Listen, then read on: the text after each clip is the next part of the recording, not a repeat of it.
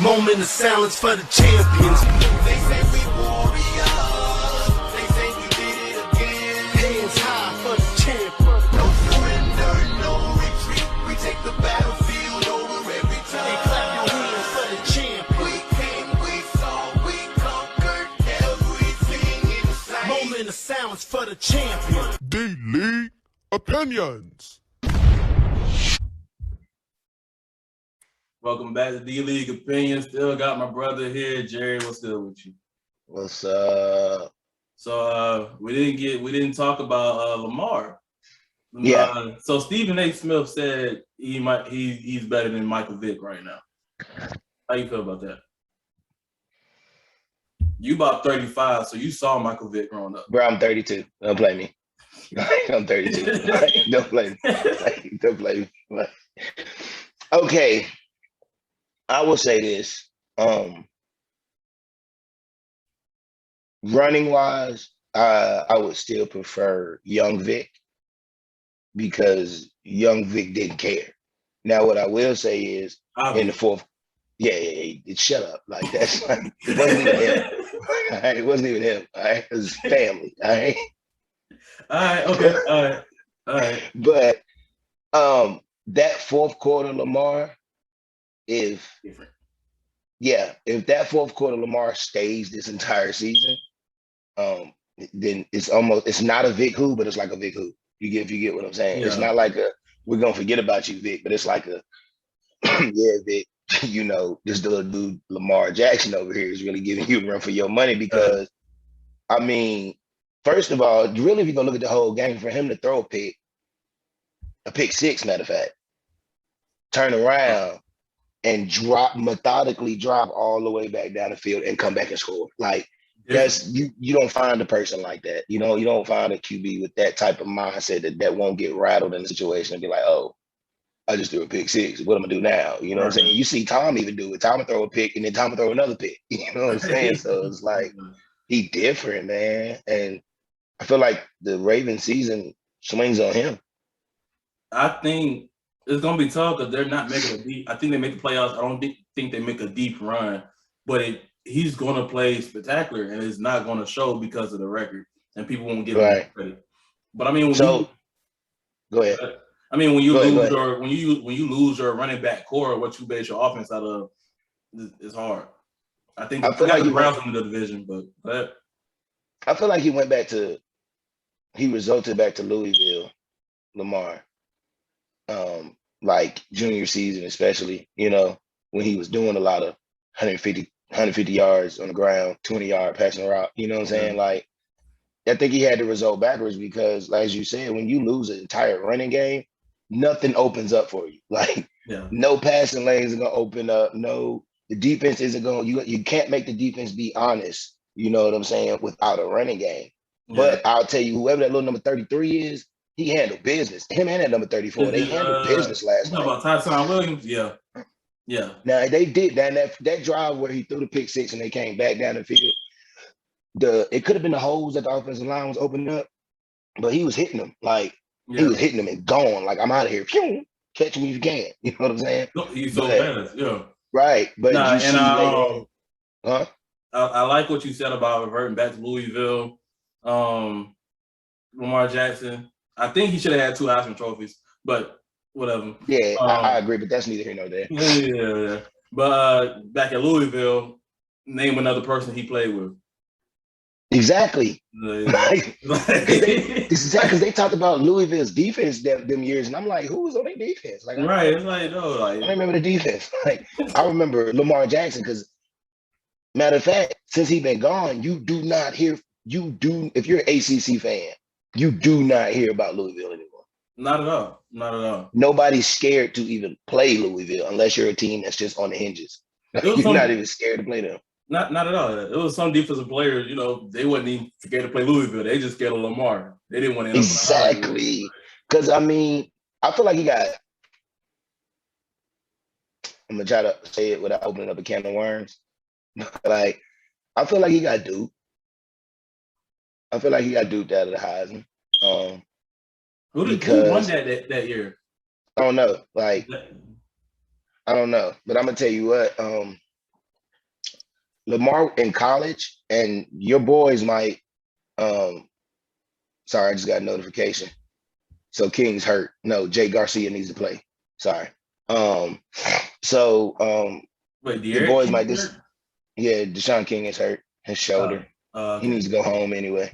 But your boys might disagree with me, but I feel like after watching Vic's college career and watching Lamar Jackson's college career, in college, Lamar Jackson is 10 times better than Vic.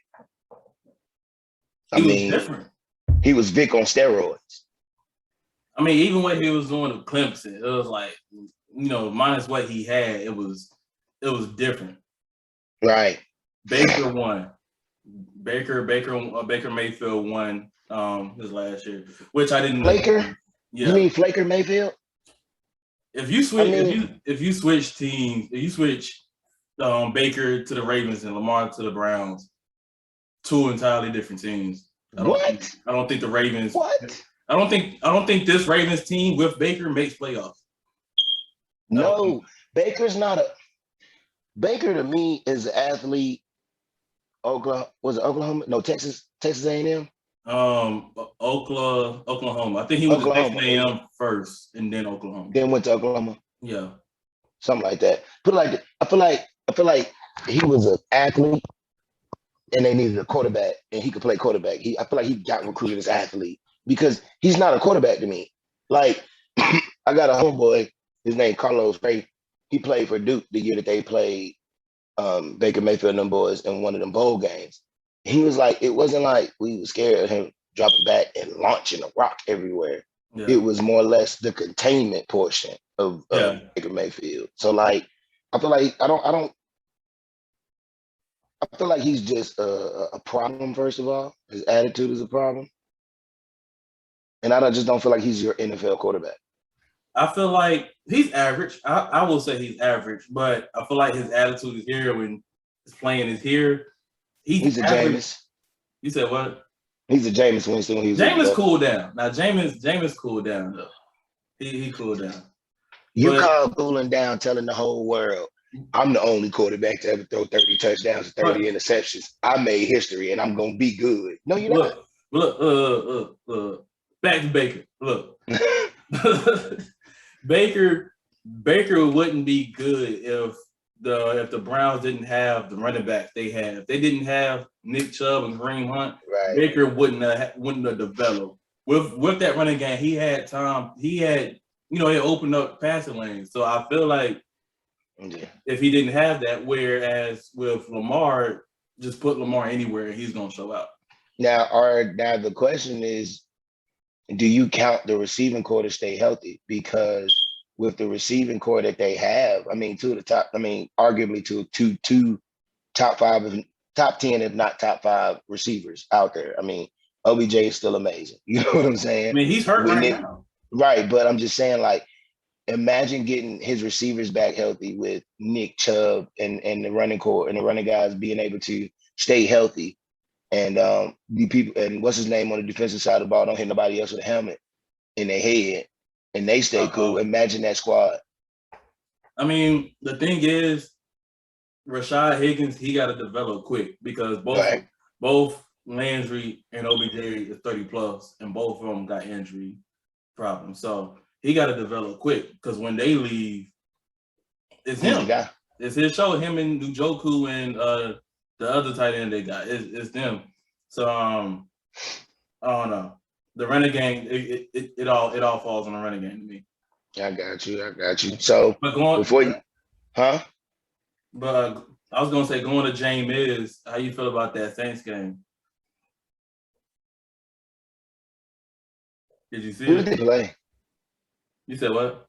Who did they play? Yesterday. I can't remember who they played, but it didn't go well for the Saints.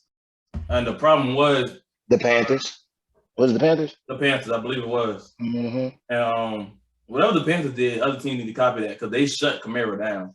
And if you shut Kamara down, that offense shuts down.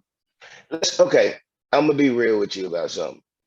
When it comes down to the Panthers DBs has always been a problem.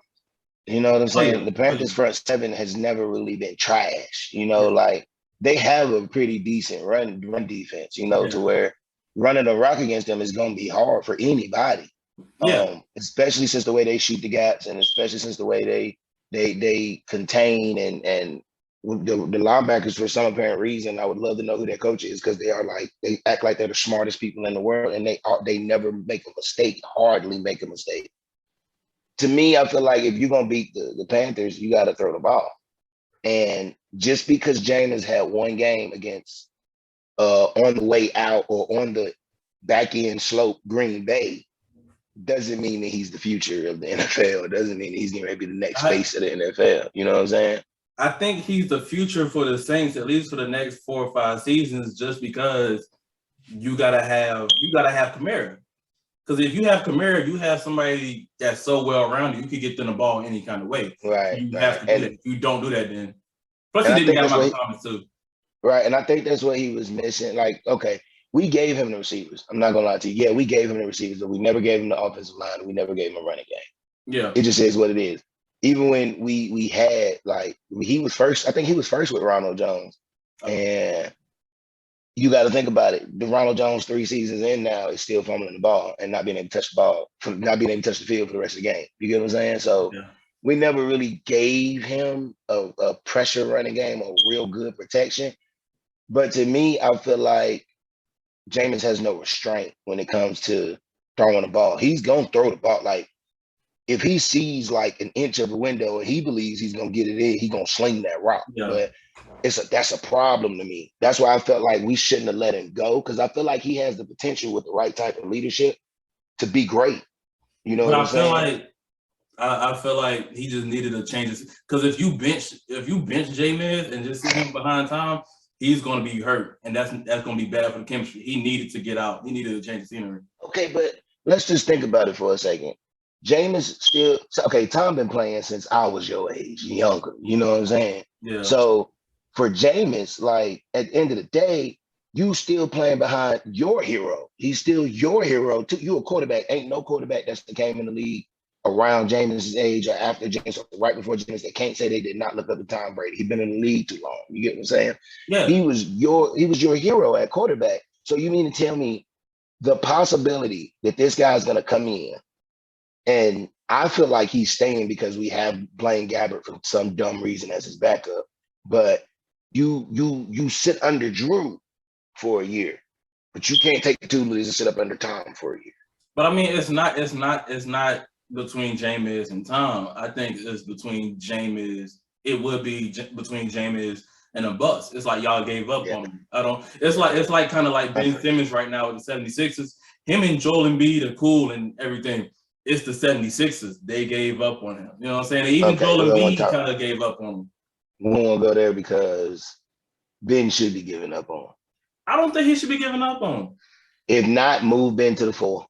But no, sir. Let him be a point. Okay, you got to think about the likes of Boris Diaw, cats like that. That's perfect for Ben. Ben cannot shoot a free throw. You need a point guard. He can't. But Ben got one of the best minds in the game. I want him with the rock running my offense. True. So imagine utilizing him like a Magic Johnson and doing what you're already doing now anyway, and using him as a 4 on defense. He's 6'10". I think you can use him at anything on defense. But you know what I'm saying? I mean, the problem wasn't that he can't shoot. The problem in the playoffs is that he wasn't putting anything there. Like he could have dropped 12 points and they would have won 5-2. So where's that dog in you?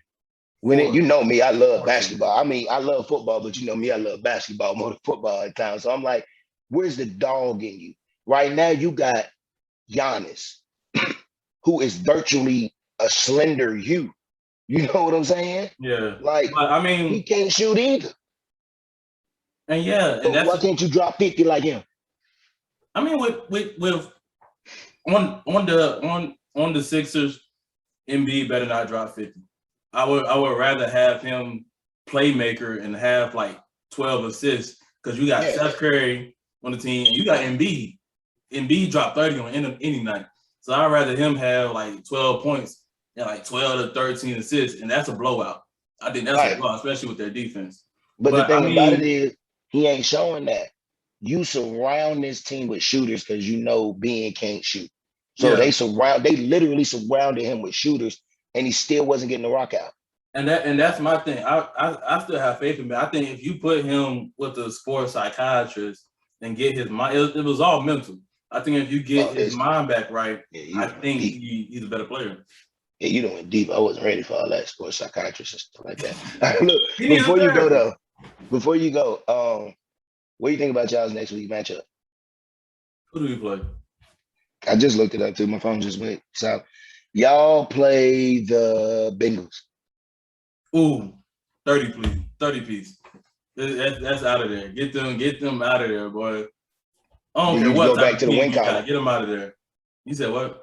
Do you go back to the win column? Yeah, of course. Of course, easily. Now, before we leave, how y'all gonna look? Because y'all play the Rams.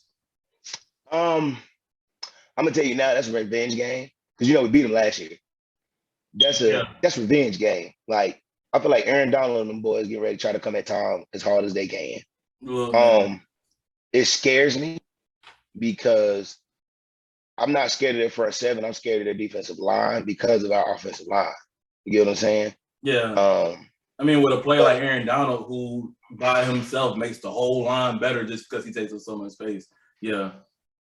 And you got to think about it. Whatever linebackers behind him is gonna have a free run.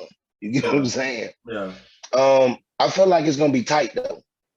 I feel like it's gonna be another Dallas game. Do I feel like we have a cheat code? You know what I'm saying? Yeah. Everybody know you give Tom back the ball with more than a minute left, you have lost the game. So like we have an automatic cheat code. So I feel like fourth quarter, close game. If we're down or if it's tied, we end up pulling it out because we have Tom. And that's the only time you hear me reference the fact that we have Tom. So go ahead and soak it in now. Hey, look, I hate that. So as long as Tom don't throw Jalen Ramsey away, that might be good. But that's it for these league opinions. Thank y'all for watching. We're out of here.